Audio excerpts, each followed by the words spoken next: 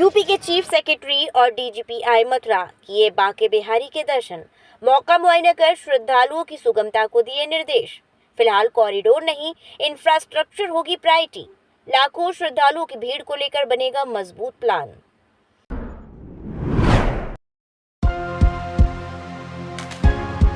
UP के chief secretary Manoj Kumar Singh और DGP Prashant Kumar Singh ने बुधवार को वृंदावन पहुंचकर ठाकुर बांके बिहारी के दर्शन और पूजा अर्चना की।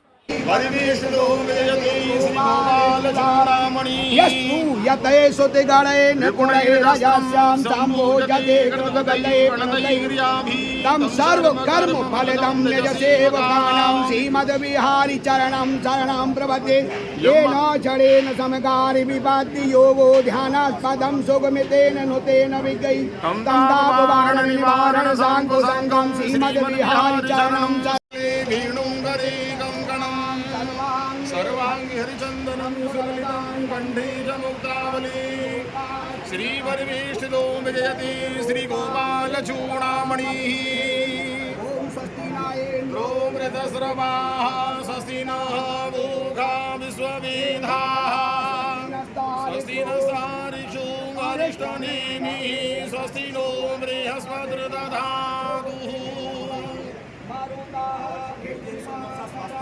कृष्णीमातरः शुभं जावानो विदधि भुजगमयः अग्निर्जुभामनेवाः सर्वगुं शान्तिः शान्तिरेव शान्तिः सामा यतो यतः समीहसि ततो नो अभयं गुरुशन्नः।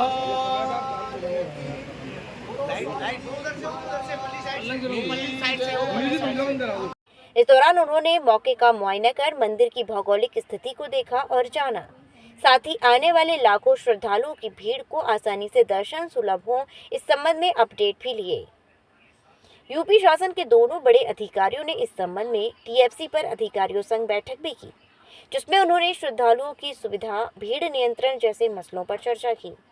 साथ ही लक्खी मेले के नाम से मशहूर गोवर्धन मुड़िया पूर्णिमा राजकीय मेले की तैयारियों की जानकारी भी ली और आवश्यक दिशा निर्देश दिए।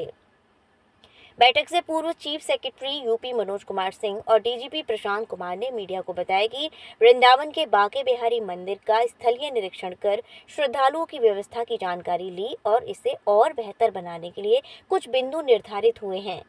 उन्होंने स्पष्ट रूप से कहा कि कॉरिडोर पर नहीं, इंफ्रास्ट्रक्चर बेहतर हो, इस प्लान पर फिलहाल काम होगा। बांके बिहारी जी के दर्शन के लिए 7 से 10 लाख लोग एक दिन में, जो पीक डेज होते हैं, उसमें आ रहे हैं।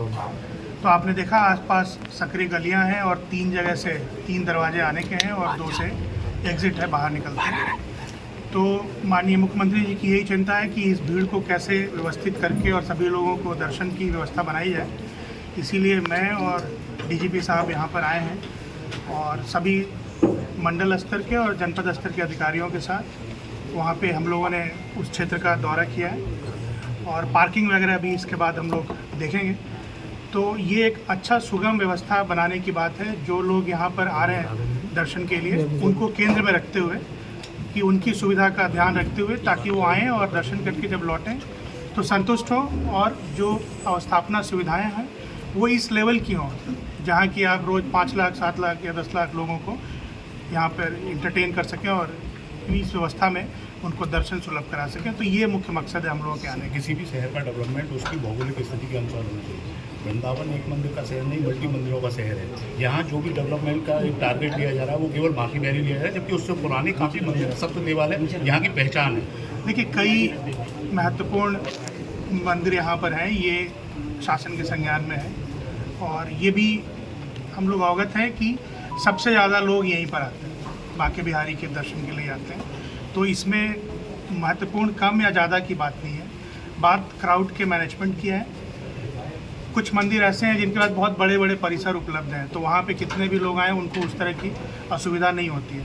लेकिन बांके बिहारी मंदिर जिस तरह से बीच शहर में संकरी गलियों से और मोहल्ले में घिरा हुआ है, तो वहाँ पर एक क्राउड मैनेजमेंट प्रॉपर करना ज़रूरी है, खास करके जब अभी ज़्यादा लोग दर्शन के लिए आएंगे।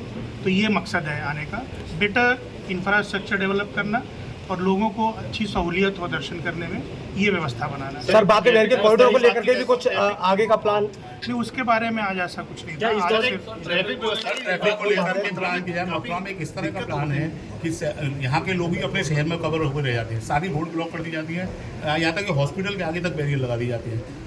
ये हम लोग अभी चर्चा करेंगे और डीजीपी साहब आपको बताएंगे, लेकिन हम लोग के आने का मकसद यही है कि पार्किंग के लिए नियत स्थान हो और वहीं पे पार्किंग हो, और जो लोग उस कॉलोनी में आसपास रहते हैं उनको मिनिमम इनकन्वीनियंस हो, उनको आने जाने में उस तरह की दिक्कतें ना हो।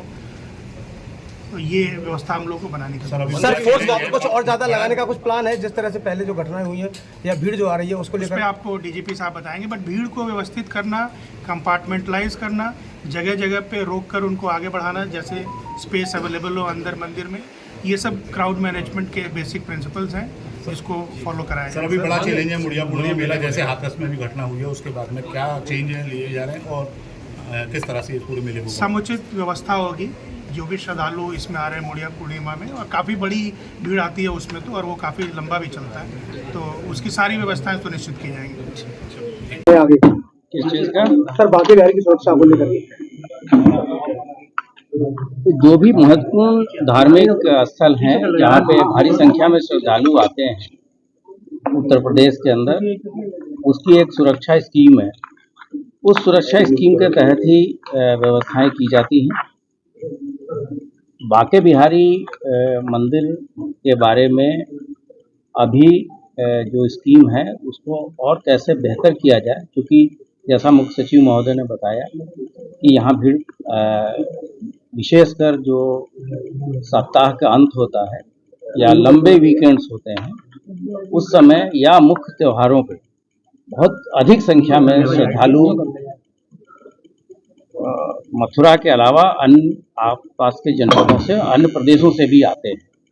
ऐसी स्थिति में किसी भी व्यक्ति को कोई असुविधा न हो, चाहे यहाँ के लोकल लोगों को या जो बाहर से आने वाले श्रद्धालु हैं, उसकी सुविधा का स्तर बेहतर कराया जाए और बिना किसी कष्ट के हम वर्तमान व्यवस्था के अंदर कैसे हम दर्शन करा पाएँ, इस चीज़ों को देखने के लिए अपने सारे अधिकारियों के साथ स्थलीय निरीक्षण करने के बाद से हम लोग चर्चा करेंगे। वर्तमान में पर्याप्त सुरक्षा व्यवस्था जो जोन स्तर पे कराई जा चुकी है, कुछ नए उपकरण भी लिए जा चुके हैं।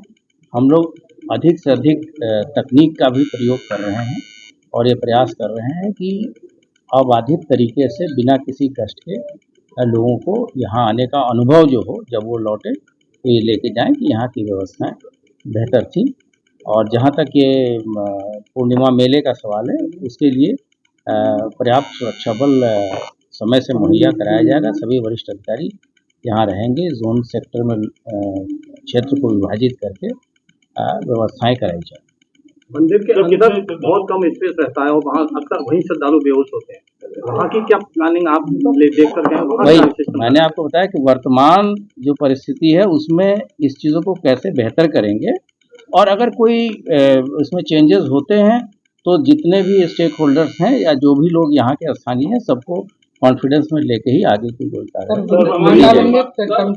काफी चलते हैं और यहाँ डाइवर्ट किए जाते हैं। प्राइवेट सोसाइटी भी बनाई गई है, 500 रुपये उनसे कम से लिया जाता है। ट्रैफिक की व्यवस्था बहुत खराब है यहाँ, शिकायत काफी बार प्रशासन से। ये चीज़ें स्थानीय स्तर पर डील होती है, ये शासन स्तर से इस पर कोई नहीं है। अगर आने जाने की कोई ट्रैफिक की सुविधा है वो स्थानीय अधिकारी देखेंगे और ये सुनिश्चित कराएंगे कि किसी को असुविधा न हो। सर मुड़िया पूर्णिमा मेले में कितने श्रद्धालुओं के आने का अनुमान लगा रहे हैं और क्या फोर्स पेट्रोल रहेगा? नहीं, वो जो 8 से 10 लाख लोगों के आने की व्यवस्था होगी, व्यवस्थाएं उस तरह से हम लोग अपने संसाधन उपलब्ध करा रहे हैं। तो भीड़ को लेकर कोई चेकिंग भी करेगी शुरुआती में मैंने आपको बताया कि हाँ, पर डे जब शुरुआती दिनों में आता है, जब पीक होता है तो संख्या बढ़ जाती है, और पिछले अनुभवों को देखते हुए ही हम व्यवस्था करेंगे और जितनी भीड़ आएगी हमारी व्यवस्था उससे अधिक लोगों के आने को लेके प्लान की जाए। सर